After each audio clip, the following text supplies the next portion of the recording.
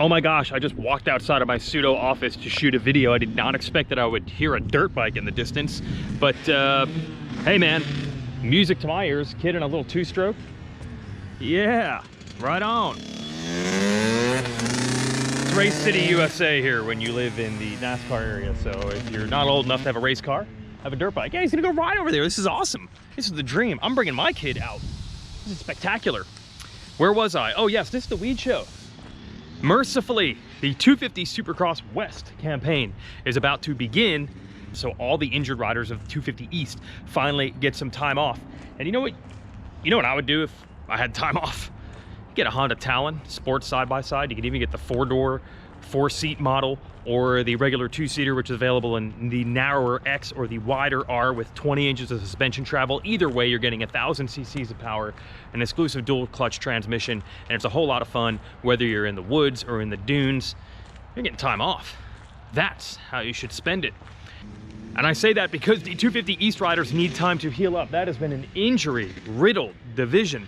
And I think it's misled us into thinking these guys are out because they're hurt. Maybe he's going into Bundybuilt. Bundybuilt is a, Bundy was a longtime mechanic for Nate Ramsey. This is his shop right here. I actually saw Freddie Noren come into this shop the other day, right before he left for Orlando 1 to get some engine work done, and then Freddie put it in the main event for the first time this year. So good job, Freddie. Good job, Bundy. And then I work in the office next door, Art of War Suspension, my buddy Johnny. But you don't care about the local, you care about the entire region, and that is East versus West. Yes, we're all misled into thinking that the West is going to be unbelievably loaded with talent because lately the East races have been pretty thin. But that's only because of injury, everybody. I would argue that Austin Forkner, first of all, the stats will tell you he's won as many races just with his self as the entire rest of the 250 field this year has really combined. And a lot of the other talent in the 250 class this year, look, Christian Craig had won one race before this season. Colt Nichols had won one race. Justin Cooper had won one race. So a lot of guys have been looking for their opportunity to finally take their talent and deliver on paper the way we thought they could year after year. So it's not like just because all these guys got hurt in the East, that's where all the talent went. RJ Hampshire is a good rider. Forkner is a good rider. All these guys that went down, they're still East riders. I don't feel like the West is an all-time murderers row lineup. So it's similar to what we have seen in 250 East this year. The West is time for the opportunist. Who's gonna finally grab that brass ring? Justin Cooper is a perfect example. He has been so consistent his whole career, almost bizarrely consistent, like second and third, and like every race. It's amazing since the day he turned pro, but the wins don't seem to come very often. I believe he has 2 career wins outdoors despite all these podiums and 1 Supercross win in his career. That is crazy. So is this Justin Cooper's year to break through? And then you've got to look at Jeremy Martin, who I probably picked to win a Supercross title maybe 4 different times, and he never is able to put the pieces together. And it's so bizarre, Jeremy, because I think because of his outdoor success, people say, oh, he's just not as good at riding Supercross. But what is so strange to me is for 3 or 4 races a year, he really is good at racing Supercross. And he's won races before, and he's won races against top guys. He's won East-West races where the field was loaded and he came out on top. And he's always flying at the test track. And from what I've heard, 2021, no different. Flying at the test track, Jeremy Martin. It is so odd that a guy who is so rock solid, consistent, often in motocross, is so inconsistent in Supercross. And I think there's a couple of factors there. I think this is going to get super technical and super deep, but I feel like Jeremy's starts are different in Supercross than they are outdoors, and that seems impossible, right? If you're a good starter, you're a good starter. How could it be different? If you really think about it, starts are totally different in Supercross and outdoors. You have deep disc up dirt. I think Jeremy has a technique. He stands up out of the gate. He's got a way, I think, to keep that bike light on the disc up dirt. That doesn't apply in Supercross. I don't know.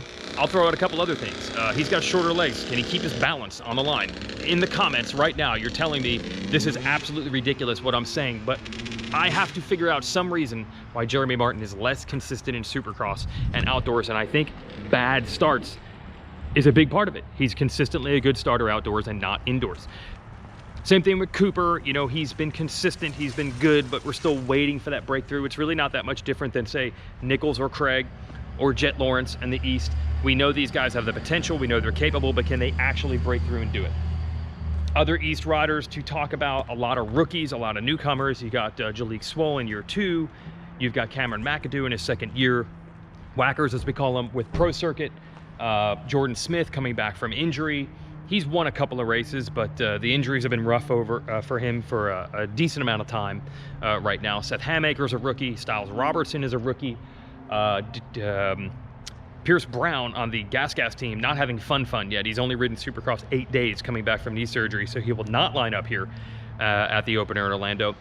You see this list I'm going down? This is riders with potential. These are riders who could be good, but it's not a murderer's row lineup. I really think the 250 class this year has taken on a theme. We have this big power vacuum. Very rarely do you get a situation where 2 riders defend their titles. We had it happen. Ferrandis won back-to-back West. Sexton won back-to-back East.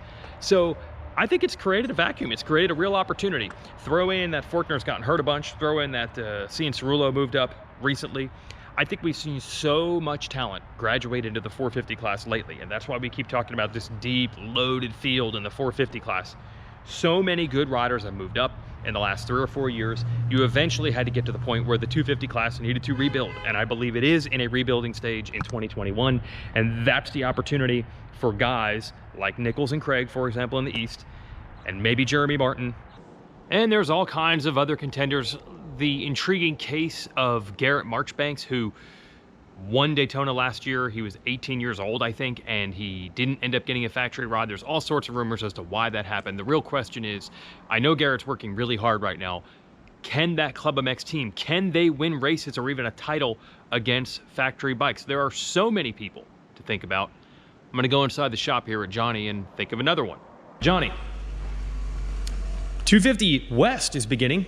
You got some horses in that? We got a Honda. Yeah. Mounted rider. Yes, Kyle Peters. Yeah. All right, we're looking for top finish for him. Well, what I'm saying is, everyone's like, oh, finally West is starting and it's so loaded and it's so deep. Dude, I don't know. I feel like the whole 250 class this year is up for grabs. And guys like KP, this could be their chance to really have breakthroughs. We lost Sexton and Ferrandis. There's a power vacuum. Well, I was saying that not too long ago also, and Yep. you were the one to notify me that it might not be as deep as... No, I don't think so. We're talking guys who've won 1 race here and there is the entire field. Yeah. So, yeah, I've got to figure if you're a veteran guy like Kyle Peters, tuned by Art of War, this is your chance to maybe have your best season. This is the time. This is the time. Just a real quick thing. The Art of War and the Art of Suspension. Do you ever want to make suspension just way too soft or way too stiff, or is the goal to be somewhere in between? The loaded question. Loaded question. It's all, the rider is the judge. Oh, Parameters of where you want to be. well, that part sucks. But Yeah. if a rider wants it way too soft, who might say no? Oh, really? You'll let it go? You'll let it go. If it works right. Okay. To make it work right, it has to be a compromise. Trust me. It can't be too much in either direction. It needs to be right in the middle. And the rider has to like it. Maybe that's why you have the word art in your name. You know, art is not a thing you can put down on paper and just decide this is best. There's an art to it. It's really a matter of opinion. That's exactly right. That's what it is. Your suspension is good if the rider says it's good. Okay, all right. There's no chart that we can use to prove that it's actually good. The only one is, it's like art. Art critics just know, man. There's not a spreadsheet. I'm sorry. Subjective. Yeah, it's all very subjective. So he's prepping for the Phoenix Honda team, and we'll see how Kyle Peters does. The opportunity is there. This is not the super top-heavy, unbelievably deep 250 SX West field that everybody's been talking about. Sexton's gone. Ferrandis is gone. The door's open. Could it be a journeyman? Could it be a veteran? Could it be one of these young kids figures it out? Hunter Lawrence, he's basically racing his first full Supercross season. The opportunity is there for many, and that's what makes it exciting, and I kind of like that. And if we end up with good racing, I think it's going to be because all these guys don't know where they stand, and they're in a championship position that maybe they've never been in before, and that's what's going to make it good. Don't blame the tracks. That's all a compromise. You can't make it too easy. You can't make it too hard. They try to make the track somewhere right in between, and then everybody says you didn't make it easy enough or hard enough. You just can't win.